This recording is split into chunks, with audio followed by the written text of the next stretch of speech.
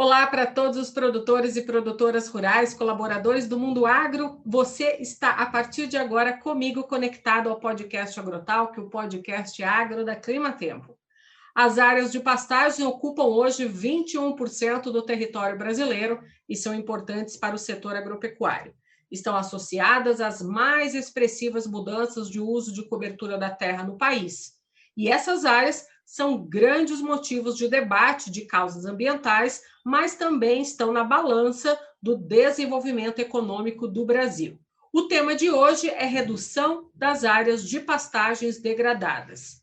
Um estudo realizado pelo Laboratório de Processamento de Imagens e Geoprocessamento da Universidade Federal de Goiás avaliou, com base na classificação automática de imagens de satélites no Brasil, satélites da série Landsat, o grau de degradação das áreas de pastagens no país, no período de influência do Plano ABC, e verificou expressiva redução no número de propriedades com áreas de pastagens com degradação severa e moderada entre 2010 e 2018.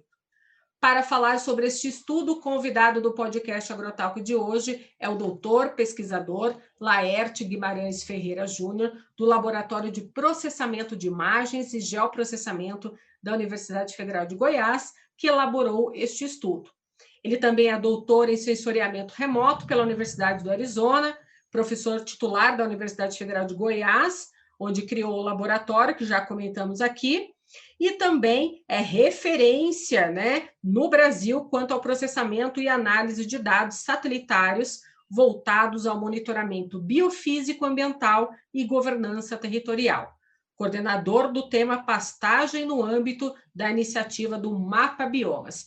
Professor Laerte, é um prazer receber o senhor aqui no podcast Agrotalk. Seja bem-vindo. Olá, Ângela, muito obrigado pelo convite. Para mim é uma satisfação estar aqui falando com você e com todos os ouvintes do Agrotalk. Professor, só para eu situar rapidamente quem está nos ouvindo, o Plano ABC ele é uma política nacional focada em estimular a agricultura sustentável, com o objetivo de responder aos compromissos de redução de emissão de gases do efeito estufa no setor agropecuário. Essa iniciativa, a gente sabe que ela foi lançada durante a Conferência das Nações Unidas sobre Mudanças Climáticas, a COP15, que foi realizada em dezembro de 2009, em Copenhague, na Dinamarca. E aí, professor, o que eu queria perguntar para o senhor aqui de bate-pronto é o seguinte: quais foram, os métodos utilizados para mapear as áreas ocupadas por pastagens no Brasil neste estudo que o senhor coordenou? Ok, Ângela, a sua pergunta foi de bate-pronto, a minha resposta talvez vai demorar um pouquinho. Mas, assim, tentando falar de uma forma bastante simples, no nosso laboratório, o LAPIG, na Universidade Federal de Goiás, nós trabalhamos com imagens de satélite. Tá? Então, basicamente, tudo que nós fazemos em relação às pastagens no Brasil depende do uso de imagens de satélite, da interpretação de imagens de satélite. Eu quero também esclarecer a todos os ouvintes do AgroTalk que tudo que nós estamos fazendo em relação às pastagens brasileiras, mapeamento, e nós estamos fazendo uma série de mapas, tá? Todo esse trabalho ele está sendo desenvolvido no âmbito da iniciativa MAP Biomas. Então, assim, rapidamente, no âmbito dessa iniciativa, o LAPIG se propôs a mapear as pastagens brasileiras ano a ano desde 1985. Isso é um estudo inédito, e eu diria gigantesco, pelo volume de dados que nós tivemos que analisar, processar e analisar. Então, só para dar uma ideia, o Brasil ele é coberto por cerca de 380 cenas de satélites, cenas do satélite Landsat. Eu preciso de 160, vamos colocar, entre aspas, fotografias do satélite Landsat para recobrir todo o Brasil. Tá? Bom, nós analisamos, a cada 16 dias eu tenho uma nova imagem do Landsat para algum ponto no Brasil. Resumindo um pouco a história, para mapear as pastagens desde 1985, ano a ano, nós analisamos cerca de 300 mil imagens Landsat. Isso é um volume de dados gigantesco, o que a gente chama de Big Data. E aí nós produzimos mapas de pastagens para o Brasil com um nível de detalhe de cerca de 1 hectare. Tá? Então, nós estamos falando, na verdade, o nível de detalhe é de 0,1 hectare, mas aí nós temos que filtrar um pouco essa informação para eliminar alguns ruídos, aí no final eu trabalho com cerca de 1 hectare. Então, nós produzimos para todo o Brasil, no âmbito da iniciativa MAP Biomas, mapas muito detalhados, indicando aonde que estão as áreas de pastagens no Brasil. Então, foi a primeira vez, né, e aí por conta, né, da iniciativa MAP Biomas, que nós conseguimos mapear com um grau de detalhe, tá, inédito as pastagens brasileiras, e não só aonde, nós mapeamos não somente aonde que essas pastagens estão, mas também a dinâmica dessas pastagens, porque nós produzimos uma série de mapas, um mapa para o Brasil para cada ano. Tá? E aí você me corta se eu estiver falando demais aí sobre um pouco essa parte metodológica, mas nós, então, trabalhamos com imagens de satélite, do Landsat, e depois que a gente faz o mapeamento, que a gente identifica onde que eu posso ter pastagem, o nosso mapa ele é uma probabilidade, tá?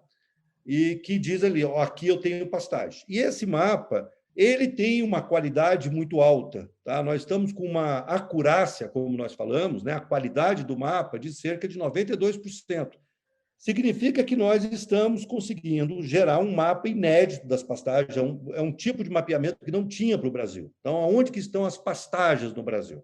Você chamou a atenção né, quando você estava contextualizando, né, esse bate-papo nosso, que as áreas de pastagens constituem as áreas de uso no Brasil, as maiores áreas de uso. A gente pode falar, né, que as pastagens constituem a principal forma de uso da terra no Brasil. Então, assim, eu tenho, né, você colocou, cerca de 21% do território brasileiro se encontra na forma de pastagem. Então, é muita área, né? E nós mapeamos isso com um detalhe que chega ao nível de propriedade rural. Então, eu posso dizer, em cada propriedade, nós trabalhamos com os limites do cadastro ambiental rural, nós podemos dizer para cada propriedade qual é a área de pastagens hoje. Tá? Na verdade, o último mapa que nós geramos da série foi em 2019. O mapa de 2020 sai em agosto de 2021. A gente sempre está um ano atrás. Tá? E esse mapeamento que a gente fez, ele não para. A gente espera que ele não tenha fim, ou por pelo menos muitos e muitos anos, a gente continue fazendo esse mapeamento.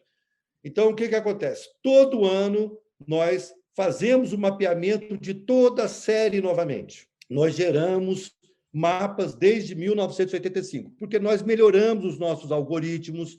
E aí, ao invés de colocar mais um ano, mais um mapa nessa série, né, que vai ser com uma melhor qualidade, porque os algoritmos de mapeamento melhoraram, nós fazemos tudo de novo. Então, é um trabalho muito grande, que depende aí de uma rede de computadores muito robusta. Tá? Então, é um trabalho gigantesco do ponto de vista computacional, estatístico. Né?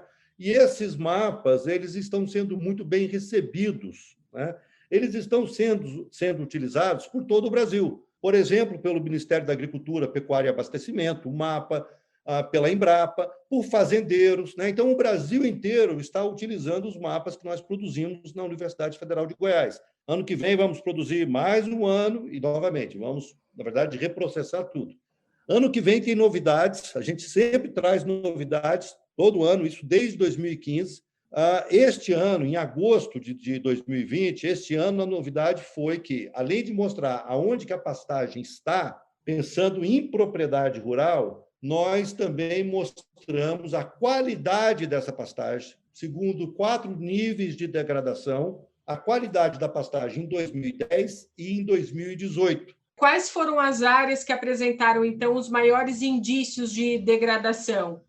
Eu vou responder a sua pergunta de uma forma dinâmica. Como nós mapeamos a qualidade em 2010 e 2018, eu posso dizer para você que as áreas de pastagem que mostraram os melhores índices de recuperação foram no estado de Goiás, Mato Grosso do Sul, Rio Grande do Sul, Tocantins.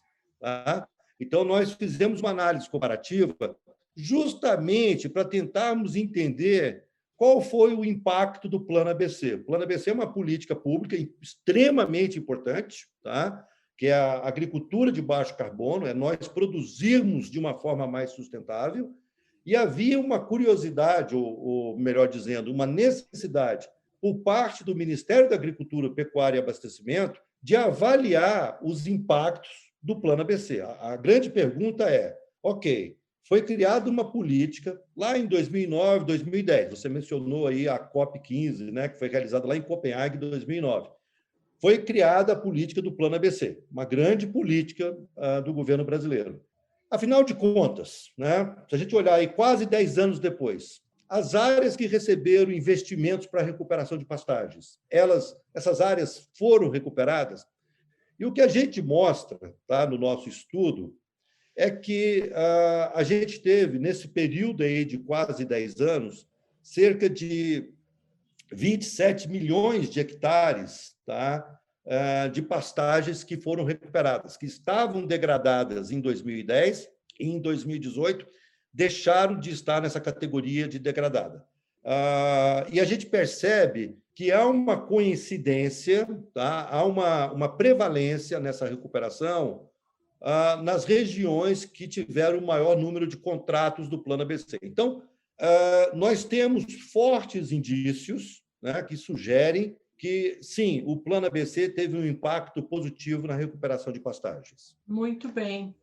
E, professor, comparando os dados obtidos em 2010 com as informações de 2018, o que mais chamou a atenção do senhor também? Tem algum outro ponto? Bom, essa recuperação ela foi bastante expressiva, tá? Eu posso... Primeira coisa, também um outro ponto, não a primeira coisa, tá, que chama atenção, nós tínhamos em uma área aproximada de 170 milhões de hectares. Toda vez que a gente fala na área de pastagem no Brasil, isso gera uma certa polêmica. Você tem várias fontes de dados, tem alguns que trabalham com dados censitários, e nós estamos trabalhando com um pixel de uma imagem, tá?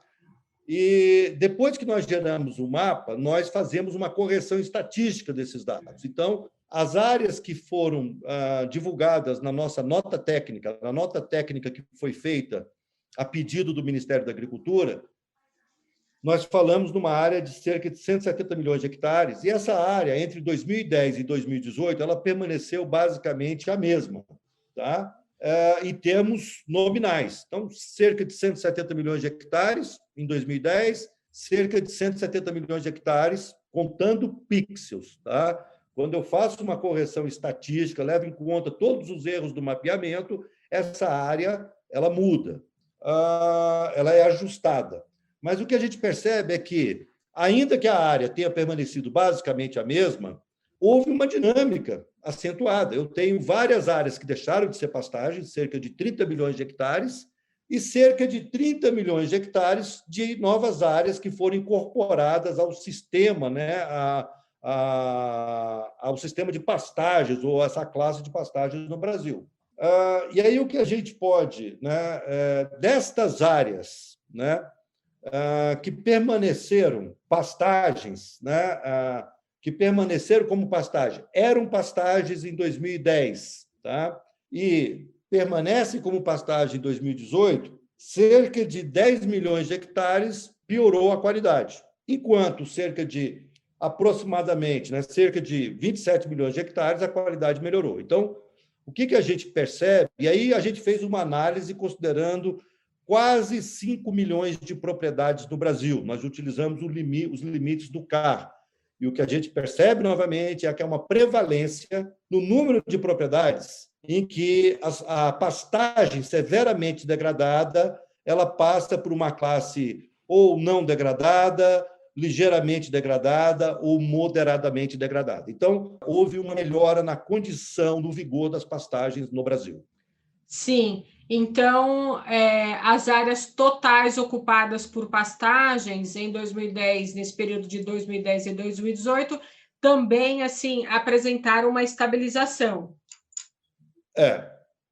Entre aspas.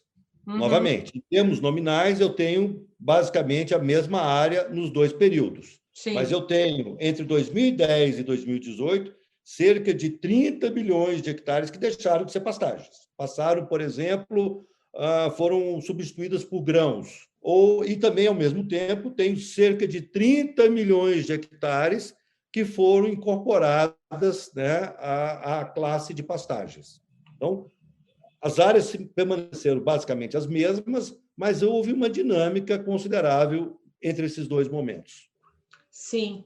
Professor, eu queria que o senhor repetisse para nós quais foram as regiões brasileiras que apresentaram esse aumento na qualidade das pastagens. Goiás, Mato Grosso do Sul, Rio Grande do Sul e Tocantins. Foram os estados, né, pensando em estados, em que a gente observou uma maior prevalência de pastagens recuperadas. Tá?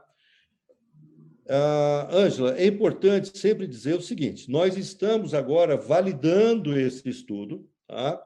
Nós sabemos, eu diria que a grande novidade do nosso estudo, primeiro, é a primeira vez, tá, no Brasil, e eu me arrisco a dizer a primeira vez no mundo que um estudo desta magnitude é conduzido. Tá? Então, primeiro, de mapear com muito detalhe aonde estão as pastagens e inferir a qualidade dessas pastagens e, um pouco além, tentarmos entender não só a dinâmica das pastagens em termos de área, mas em termos de qualidade, de vigor. Então, esse é um estudo bastante inédito, mas, obviamente, que é um estudo que precisa agora ser devidamente validado. Nós começamos alguns esforços preliminares de validação dos nossos dados, tanto no bioma cerrado, quanto em alguns municípios daquela região que a gente chama de Portal da Amazônia, tá? Em torno ali de Alta Floresta, no Mato Grosso. E, considerando alguns dados de campo, nós estamos percebendo que a acurácia do nosso método, né, o percentual de acerto está em torno de 70%, o que é muito alto. Então, novamente, um grande problema da pecuária brasileira é a pastagem degradada. Pastagem degradada, ela significa, né, que eu vou conseguir prover alimento para um rebanho menor. Um pasto degradado, ele é menos eficaz em termos de prover, né, de responder pela nutrição animal. Então, sim, tem uma questão econômica, tem uma questão ambiental, né? Pastos degradados, eles são emissores de gases de efeito estufa, eles não sequestram esses carbono, por exemplo, no solo. O carbono no solo reduz. O carbono na biomassa, seja a biomassa aérea, biomassa subterrânea, ela também fica reduzida. Então, quando eu recupero um pasto, eu recupero o potencial econômico desse pasto, eu crio possibilidades de intensificação da pecuária, aumentar a lotação bovina, e eu tenho ganhos ambientais significativos. Esse pasto ele passa a ser um armazenador, um sequestrador de carbono. Então, eu tenho ganhos ambientais, eu tenho ganhos econômicos e, certamente, eu tenho ganhos sociais. Tá? Essas pastagens degradadas, a terra está desvalorizada, né? O pequeno produtor ele está oferindo menor lucro daquela terra. Então, assim, eu tenho ganhos. Recuperar a pastagem é algo extremamente positivo para o país. O grande desafio, na verdade, são vários grandes desafios, né?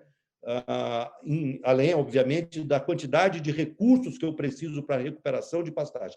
Mas um desafio importante, quando eu penso em termos de país, de políticas públicas, é saber exatamente aonde que estão as pastagens degradadas, né? E o nosso estudo ele começa a trazer luz para essa questão fundamental, né? Sim. E não só traz uma luz, eu diria, de boa qualidade para essa questão, como mostra que políticas públicas bem conduzidas, né, elas geram resultados importantes. Sim. Tá? Então, foi esse, eu diria, o grande resultado desse estudo que nós conduzimos. E também, né, professora, ao identificar as áreas degradadas, nesse âmbito de política pública, a gente pode também encaminhar todo o recurso disponível para essas áreas, né? O estudo é pioneiro, professor. O senhor acha que a gente pode esperar para um movimento, então, crescente aí de recuperação dessas áreas nos próximos anos? Porque depende também não só do ecossistema, mas também quem está presente nesse ecossistema todo, né? Não, com certeza. Depende, por exemplo, da adoção cada vez maior de boas práticas de manejo dessas pastagens, né? E, para isso, a gente precisa, né, de orientação, de programas de extensão rural que levem, né, boas práticas de manejo ao homem, né, ao homem do campo. Então, Sim. depende de uma série de coisas. Mas eu diria que existe um movimento, né, e eu brinco sempre dizendo o seguinte: eu não sou um pastólogo, eu não entendo de pecuária ou de pasto, eu sou uma pessoa que trabalha com sensoriamento remoto, com imagens de satélite, e que, de alguns anos para cá, nós começamos, no nosso laboratório, a receber financiamentos. Nós temos um apoio muito grande, tivemos um apoio muito grande, e continuamos a ter, de uma fundação americana muito importante, a Gordon Moore Foundation, né? Gordon Moore é a pessoa que criou a Intel, que está aí nas nossas vidas, né? Os chips de computadores. E existe uma fundação gigantesca, a Gordon and Betty Moore Foundation, nos Estados Unidos, que apoiou o nosso estudo no primeiro momento, acreditou na gente, né? Nos deu os recursos necessários para nós constituirmos uma equipe, comprarmos equipamentos, conduzirmos esse estudo, acreditou na nossa proposta e continua acreditando. Então, depois nós nos inserimos no contexto do MAP Biomas. Mas o que eu percebo é que existe um movimento, né, felizmente, irreversível, eu vejo isso, de boas práticas agrícolas, de uma agricultura, e quando eu falo agricultura, também estou incluindo a pecuária, mais sustentáveis. Esse é o caminho. Tá? Sim. Quando nós recuperamos pastos degradados, nós temos ganhos econômicos e ganhos ambientais. Então, é um duplo ganho. Então, isso é importante para o país. Mas, para isso, a gente precisa de políticas públicas bem conduzidas, bem propostas, né, que cheguem efetivamente aos lugares em que essa política pública se faz necessária. É preciso, né, investimentos. Então, eu diria que o Plano ABC, nesse sentido, ele é muito bem sucedido. É uma política pública que começou lá em 2010, 2009, ela tem atravessado governos, e a minha expectativa, a minha esperança é que uma política pública da magnitude do Plano ABC, da importância do Plano ABC, tenha perenidade, né?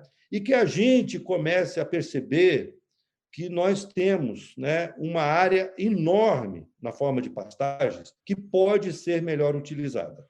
E aí, se eu manejo melhor esses pastos, recupero pastos, eu posso aumentar a lotação bovina.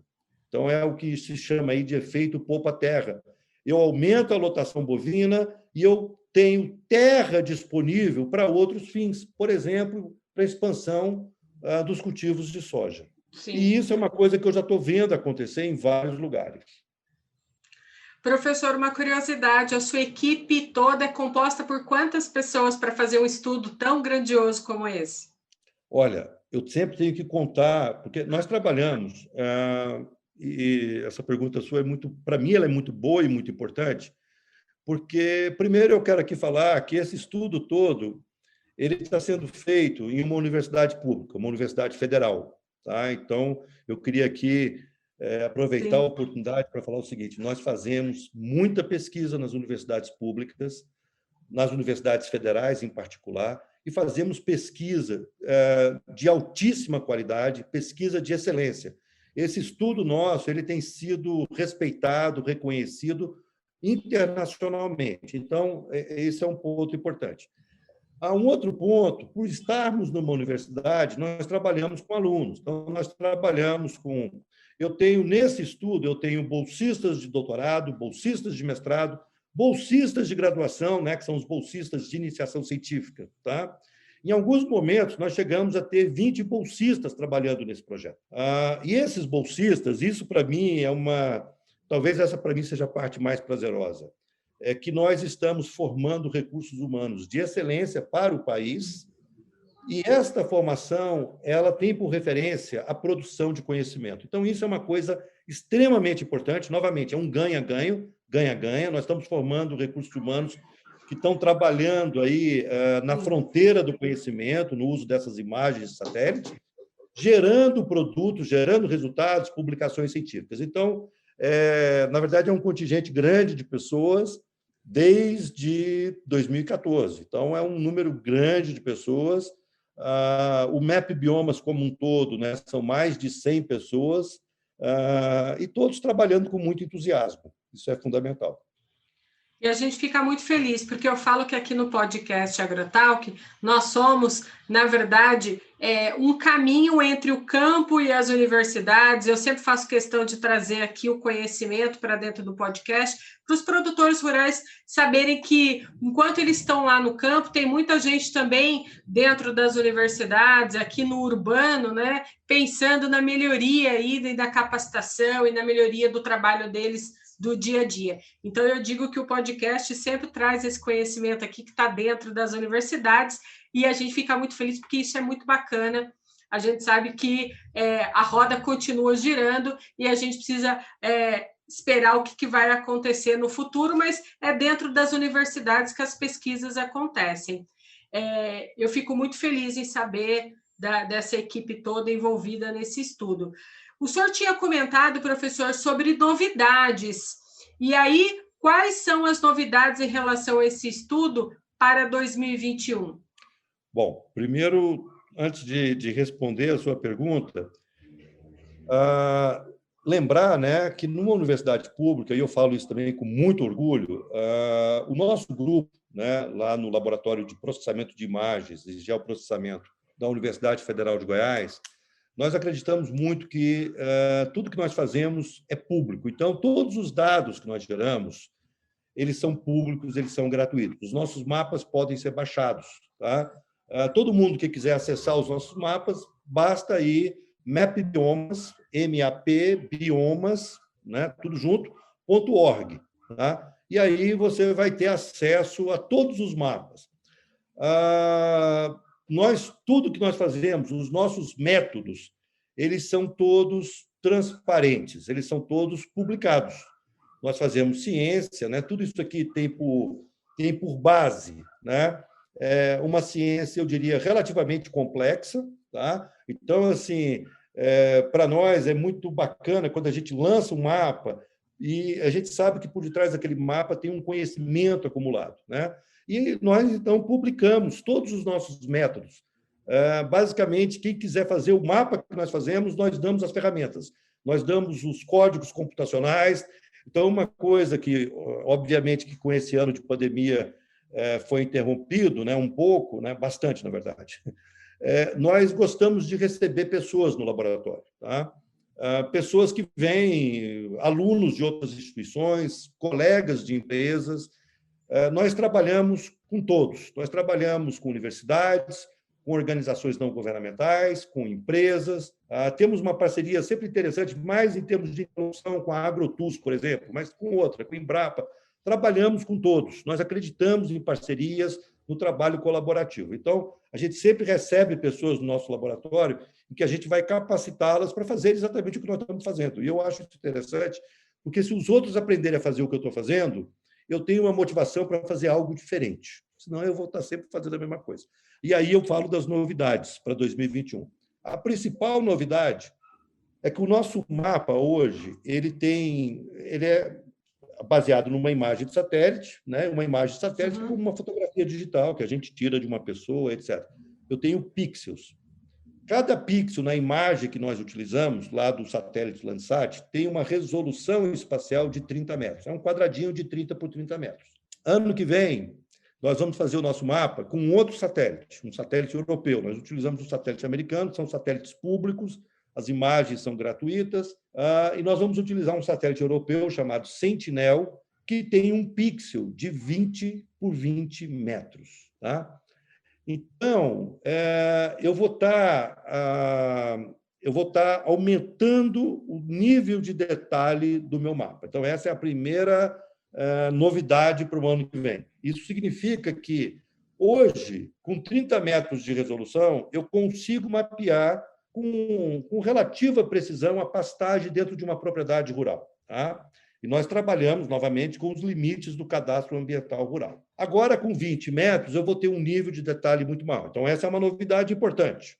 Uma outra novidade importante. No MAP Biomas, nós trabalhamos com o conceito de coleção. Então, todo ano a gente lança uma nova coleção. Esse ano, em agosto, lançamos a coleção 5, que correspondeu aos mapas de 1985 a 2019. Ano que vem, a coleção 6. Na coleção 5, a grande novidade foi que nós trouxemos mapas de qualidade de pastagem, né, em termos de níveis de degradação, para 2 anos, 2010 2018. Ano que vem, na coleção 6, nós vamos trazer a qualidade da pastagem no Brasil desde 1985. Nós vamos mapear a qualidade da pastagem brasileira ano a ano desde 1985. Eu falo isso com uma certa preocupação, a gente não sabe exatamente ainda como vai fazer isso, os desafios são grandes, mas essa é a proposta que nós fizemos, e nós somos movidos no MAP Biomas por desafios. E em agosto, a gente vai estar lançando isso. Então, significa que a gente não para, a gente tem trabalhado muito, finais de semana, férias. Eu falei com a minha equipe, a gente vai tirar férias de 24 de dezembro a 4 de janeiro. Nós temos um mundo de trabalho. Um outro grande desafio, uma novidade que nós vamos fazer, e essa vai ser para o bioma cerrado, a gente vai mapear no bioma cerrado a qualidade da pastagem, com 20 metros de resolução, enfim, um detalhe muito grande. Nós vamos fazer um mapa especial para o Cerrado. Por quê? Porque nós vamos, em parceria, nós estamos trabalhando num projeto em parceria com a AgroSatélite, que é uma empresa lá de Santa Catarina, com a Agroícone, que é uma empresa de consultoria agrícola, um think tanker, né, agrícola, aí baseado em São Paulo, com o Imaflora e com o WWF. Esse consórcio de 5 instituições, incluindo o LAPIG, a Universidade Federal de Goiás, nós vamos mapear as áreas de pastagens no bioma cerrado que têm aptidão para serem substituídas por soja. E nós vamos dizer qual é a qualidade destas áreas de pastagem. E vamos fazer um estudo, né? Esse vai ser um estudo que começa agora, começo do ano, é um estudo que tem 2 anos de duração. A gente vai dizer quais são os ganhos econômicos e ambientais de eu manter uma pastagem como ela está, de eu fazer a integração lavoura-pecuária, fazer a integração lavoura-pecuária-floresta, ou simplesmente intensificar a pastagem, ou, né, substituir totalmente pela lavoura. Então, vai ter um estudo econômico, que vai ser feito pelo Agroícone, vai ter um estudo de aptidão agrícola das áreas, que vai ser feito pela AgroSatélite, vai ter um estudo de ganhos ambientais, quanto de carbono, tá, eu sequestro, qual é o meu ganho ambiental quando eu trabalho com alguns desses cenários. E o LAPIG ficou responsável por fazer o mapa de pastagem e o mapa da qualidade da pastagem. Então, essa é uma outra novidade. E tem mais uma novidade para o ano que vem, tem várias novidades, por isso que a gente, enfim, tem sido muito corrido, por isso que é difícil, a agenda da gente tem sido muito corrida. Mais uma novidade é que nós vamos fazer um mapa em que nós vamos dizer para o Brasil inteiro aonde eu tenho pasto bem manejado, aonde eu tenho pasto sujo, com vegetação secundária, e aonde eu tenho pasto que está ficando com solo exposto. A gente tem uma vaga ideia de como fazer esse mapa. Novamente, nós temos anos e anos de conhecimento, de experiência, mas sempre um novo desafio. Então, ano que vem tem várias novidades. Acho que, resumindo um pouco, Ângela, é dizer o seguinte: nós vamos continuar produzindo mapas de qualidade sobre as pastagens no Brasil. A nossa ambição é produzirmos o melhor mapa de pastagem possível, e ano a ano a gente avança um pouquinho nessa meta, que é uma meta bem ambiciosa. Então, enfim, a gente está animado com muita coisa aí para 2021. É isso aí, professor, é a ciência fazendo bem feito aí os nossos trabalhos aí para o agro. Fico muito feliz e parabenizo aí ao senhor e a toda a sua equipe por esse estudo. Aqui no podcast Agrotalk foi um prazer trazer para os produtores e produtoras rurais que estão nos ouvindo essas informações, porque eu acho que é de um grande conhecimento entender um pouco sobre o que está acontecendo dentro das universidades. E, é claro, como eu já repeti aqui, o grande beneficiário também desses estudos é o próprio produtor rural que está lá no campo, né? E a gente sabe que o produtor rural agora quer ser o mais sustentável possível aí, durante a sua rotina de trabalho. Professor, olha, eu quero agradecer a sua participação aqui no podcast Agrotalk. Fica aqui meu convite para o senhor voltar quantas vezes o senhor quiser para contar sobre os resultados desses estudos que vocês fazem aí no LAPIG. E parabéns novamente por esse estudo. Obrigado, Ângela. Muito obrigado pelo convite. Foi uma satisfação muito grande falar com você e com todos os ouvintes do AgroTalk. Eu só queria deixar uma última mensagem. Eu sei que talvez o nosso tempo esteja estourando, mas dizer o seguinte: o Brasil é uma das grandes potências agrícolas do mundo. E nós temos tudo para sermos a primeira grande potência agrícola no mundo ambientalmente sustentável. Nós temos que produzir alimentos, né? E produzimos mais, né? Nós temos aí uma perspectiva de uma população de 9 bilhões de habitantes até 2050, então nós precisamos produzir, nós somos grandes produtores de alimentos, nós somos um país produtor de commodities agrícolas. Essas commodities, elas envolvem muita ciência, muita tecnologia, e nós precisamos pensar de uma maneira ambientalmente sustentável. Então, eu, quando escuto, né, a gente vê um pouco essa polarização, meio ambiente ou agro, na verdade, nós precisamos dos dois. Tá? E é por isso que, na verdade, essa é a grande força motriz por detrás do nosso trabalho. Nós queremos prover o homem do campo, os produtores rurais, né, o governo brasileiro, com informações precisas para que a gente possa pensar políticas públicas mais eficientes, mais eficazes, né, no sentido de nós nos tornarmos ainda protagonistas mais importantes na produção de alimentos, mas pensando de uma forma sustentável. Esse é o caminho. Exatamente. E, professor, aqui aproveitando esse finalzinho, eu queria falar para o senhor que eu entendo muito bem como que é essa dinâmica de geração de mapas, porque aqui na Climatempo nós também geramos mapas de previsão do tempo para 1 dia, 2, 3, 4, 5 dias e mais, e aí chega no outro dia, a gente gera tudo de novo, refaz todos os dias de novo, e eu sei como essa dinâmica e esse trabalho que dá. E quando a gente olha para o mapa, quando o telespectador está na televisão, ele olha aquele mapa de previsão do tempo, dentro daquele mapa tem muita ciência por ali, tem muitos algoritmos ali, né? Tem muita física, muita matemática para se chegar no serviço, na prestação de serviço da informação para a população. Então, nós valorizamos muito esse trabalho, porque a gente sabe o quanto é importante, também o quanto é trabalhoso. Mais uma vez, muito obrigado, Ângela, pela oportunidade. Professor, até a próxima. Até a próxima, Ângela.